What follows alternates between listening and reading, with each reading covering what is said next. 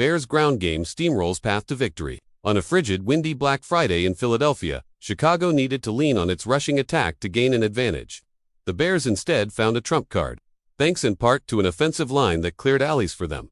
Bruising back Kyle Moore and Dandre Swift racked up 255 yards and 2 rushing scores on 40 carries. Helping pace Chicago's offense takes some responsibility off Caleb Williams' shoulders amid inclement weather and dominate time of possession, nearly 201.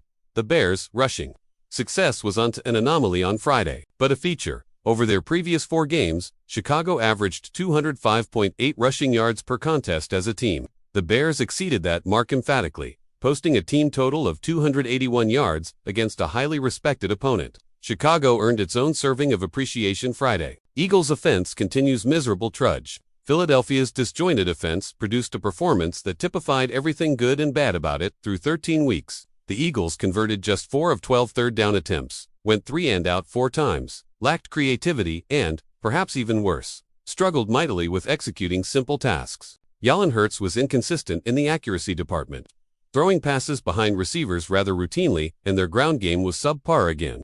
The Eagles' offensive line injuries are undoubtedly hurting their rushing offense, but it's also equally as frustrating to witness how quickly they can move down the field when operating with a sense of urgency and leaning on their best players. For all of the drama that has revolved around A.J. Brown, he played a pivotal role on Friday, catching 10 of his 12 targets for 132 yards and 2 touchdowns.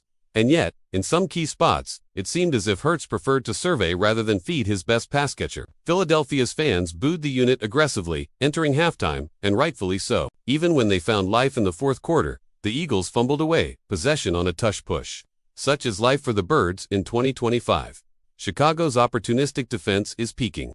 The Bears have hung their hat on takeaways in 2025, entering Friday as the league leader with 24, a number that makes additional takeaways almost feel inevitable.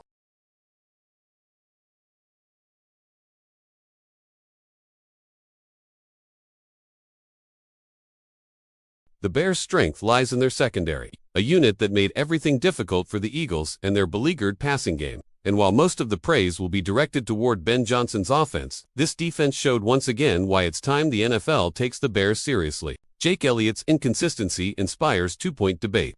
There are different schools of thought regarding these decisions in the fourth quarter, but it's noteworthy because it's going to dominate the post-mortem in Philadelphia on Saturday morning. After capping a methodical drive with a touchdown to cut the fourth quarter deficit to 9 points, Eagles coach Nick Sirianni opted to go for 2, a conversion attempt that failed and eliminated any remaining hope of a comeback with 3:10 left to play. One side of this argument supports such a decision by suggesting it's an effective source of additional information, for example, how many possessions a team will need in the remaining time. But with 190 seconds left to mount the comeback, multiple possessions are unlikely for the trailing team, increasing the value of kicking the extra point to make it an 8-point game and, thus, a 1-possession difference. There was a problem with that on Friday, though. Kicker Jake Elliott proved he couldn't be trusted. Elliott missed a pat that would have tied the game at 10-10 midway through the third quarter, perhaps prompting Sirianni to go for 2 while trailing by 9 because he couldn't count on his kicker to convert on a windy night. The debate will rage on. I'm always in favor of minimizing the total possessions needed to tie, but the fashion in which the game officially ended, Elliott missed a desperate 52-yarder, with 13 seconds left, poetically captured the frustrating nature of these Eagles, which extended beyond the offense Friday. Bears finally notch a quality win. Chicago and New England, the NFL's 2 heartwarming turnaround stories in 2025, share a common characteristic when critiqued. Who have they played? The Patriots own a couple of quality wins, but until Friday, the Bears couldn't make the same claim. Consider that point moot, at least for one more week. The Bears rolled into the home of the defending Super Bowl champions and proved they were the better team, winning a first-half rockfight by beating up on the Eagles in the trenches and slamming the door on Philadelphia with some appropriately aggressive and creative play calling in key spots.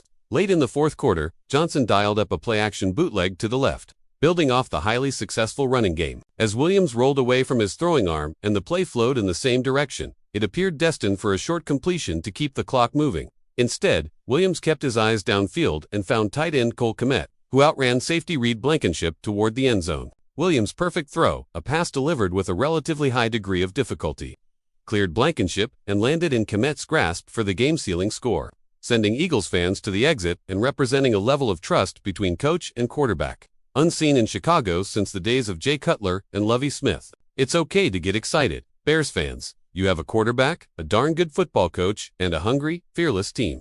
The rest of the league discovered that Friday.